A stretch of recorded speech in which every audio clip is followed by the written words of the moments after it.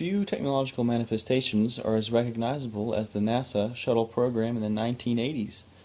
Using the new space shuttle design, the NASA space program was launching more flights and putting more astronauts into space than ever before. But no launch of this era of space travel was more important than the Challenger launch.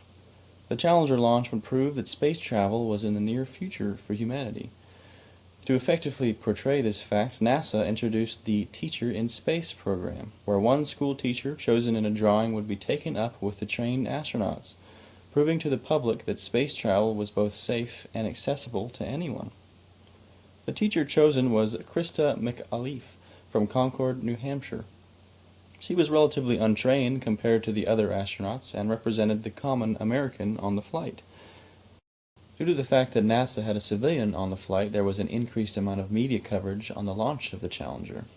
This put a pressure on NASA and their engineers, as they now had an audience, and if this mission succeeded, the public interest in NASA and the spaceflight would be higher than ever. The launch had been delayed 7 times due to poor weather conditions before being due for its launch on the cold morning of January 28, 1986. NASA didn't want it to be delayed again for fear that the public's interest would begin to wane. This was a particularly cold morning in Cape Canaveral, as the temperature hovered around 30 degrees Fahrenheit, the minimum temperature for a launch. In a teleconference the night of January 27th, Bob Ebeling, NASA engineer, expressed his concerns about the durability of the O-rings, seals in the rocket boosters, or SRBs, of the shuttle in the extreme cold conditions. The contractor for the SRBs, called Morton Thiokol, initially agreed with Ebeling's recommendation to postpone the launch, but NASA opposed another delay. Lawrence Malloy, manager of the SRB project at NASA, stated, "Thiokol, when do you want me to launch? Next April?" NASA did not believe there was enough evidence to support the case that a launch was too dangerous for the next day. According to Ebeling, there was a second conference call between only NASA management and Thiokol management, excluding the engineers. After this call, Thiokol mysteriously retracted their previous statement, agreeing with NASA that the launch was to proceed. Ebeling told his wife that night that the Challenger was going to explode. On the morning of the launch, media crews gathered to watch the launch. Schools all over the country were broadcasting the launch so students could watch their teacher fly into space. At 11:38 a.m., the Challenger's boosters ignited and the shuttle was taken into the atmosphere. Everything looked normal until about 37 seconds into the flight. The O-ring, made brittle by the extreme cold weather that morning, failed, and a plume of hot gas punched a hole right through the right SRB. The plume of flame is visible on an analysis of the launch footage. At 72 seconds after launch, the right SRB began to pull away from the shuttle, sparking a chain of events that led to the Challenger veering off of its correct flight path, subjecting the craft to over 20 Gs. This force was far above the maximum force the craft could handle, and the entire shuttle was shredded by the massive force. The craft exploded at 73 seconds after launch, killing all 7 astronauts. The disaster was heavily recorded, as media from all over the country had cameras on the shuttle. It's estimated that about 85% of Americans say they knew of the accident within an hour. President Ronald Reagan launched an investigation of the disaster to determine what had happened, and who, if anyone, was to blame. The report filed blamed both NASA and Morton Thiokol for failing to delay the launch due to the faulty O-ring design, even though both parties were blatantly aware of the flaw. Theoretical physicist Richard Feynman, a contributor to the report, stated, "For a successful technology, reality must take precedence over public relations, for nature cannot be fooled." Should a launch have been allowed when there was no test data for the expected conditions? When the data is inconclusive, which way should the decision go?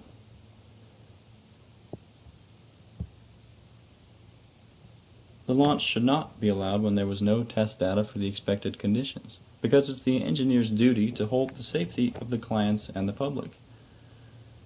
The test is indispensable, in that sometimes the theoretical calculation and prediction may not be accurate due to unexpected reasons. It is true that it is impossible to test all of the conditions, but in this case, the team insisted to launch the Challenger after they had been warned of the risk by the engineers. That is ethically wrong. When the data is inconclusive, the decision should go to the conservative way. Engineers should not approve a project to proceed without enough support by data or documents according to the Code of Ethics for Engineers.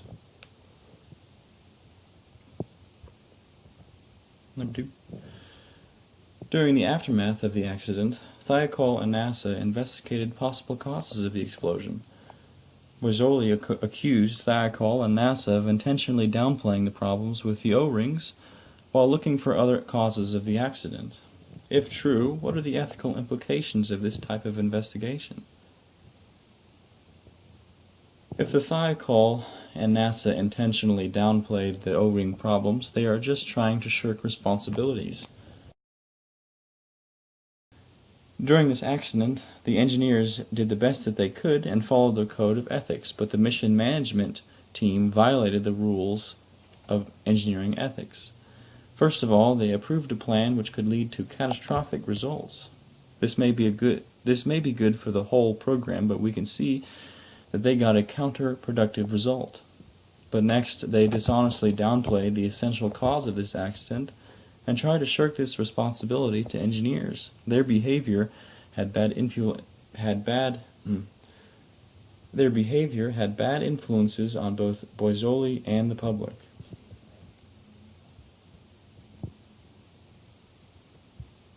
Number 3.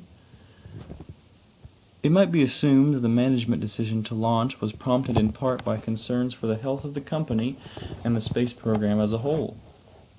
Given the political climate at the time of the launch, if problems and delays continued, ultimately Thiokol might have lost NASA contracts, or NASA budgets might have been severely reduced. Clearly, this scenario could have led to the loss of many jobs at Thiokol and NASA.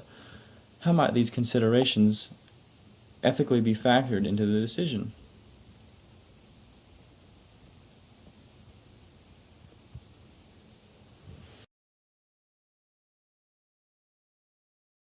The primary thing they need to consider about the project is to make the project proceed perfectly, especially for this kind of serious aerospace project, which attracts the whole nation's focus.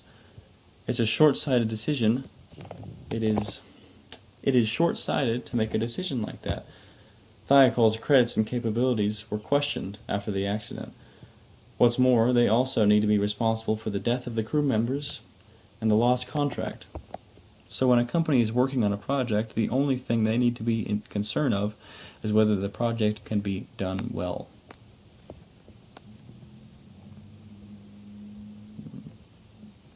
Number 4. Engineering codes of ethics require engineers to protect the safety and health of the public in the course of their duties. Do the astronauts count as public in this context?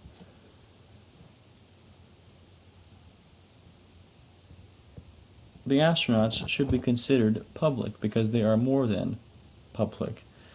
They are chosen from the public to explore the universe and to collect some data to help scientific research. It should have been beneficial to the public if the Challenger was launched successfully.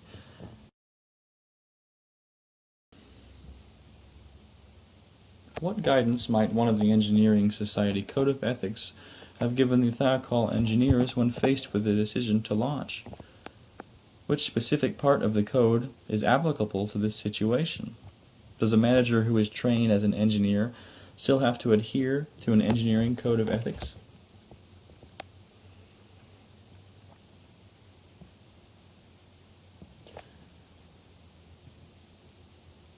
Guidance.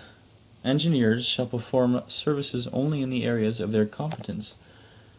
Specifically, engineers shall not affix their signatures to any plans or documents dealing with subject matter in which they lack competence, nor to any plan or document not prepared under their direction or control. A manager who is trained as an engineer should adhere to an engineering code of ethics. A manager who is trained as an engineer would possibly take part in engineering-related works, and it is highly possible for a manager to lead or work with an engineering team.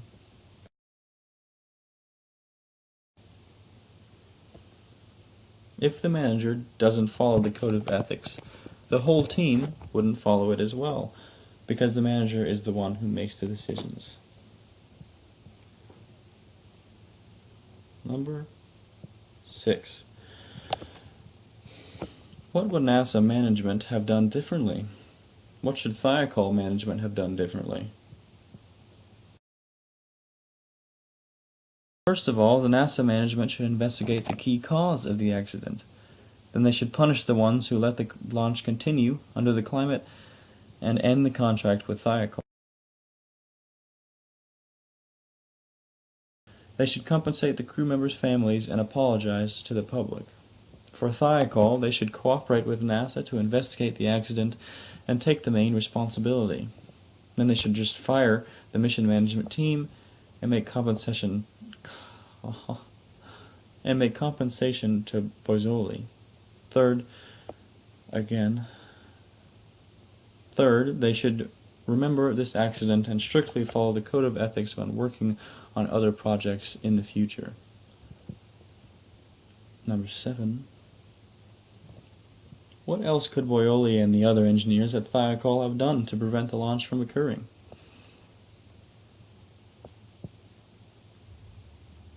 They could unite together and intensively against the mission management team to delay the launch. At the same time, report the situation to the one who is in charge of the whole mission, and then make tests of the prototypes and collect data to prove that it would be catastrophic if the launch of the Challenger was to continue.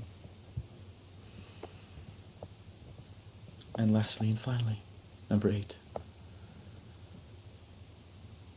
What do you, the students, see as your future engineering professional responsibilities in relation to both being loyal to management and protecting the public welfare? As a student, I think it would be loyal to the code of ethics. I am a normal person of society, so I follow the code of ethics not only for the public, but also for me and my family. Society runs smoothly because of the existence of these regulations, and the code of ethics reminds me to follow these regulations. If no one follows the regulations, society could be in chaos. That's why I like to be loyal to the code of ethics. And that's it.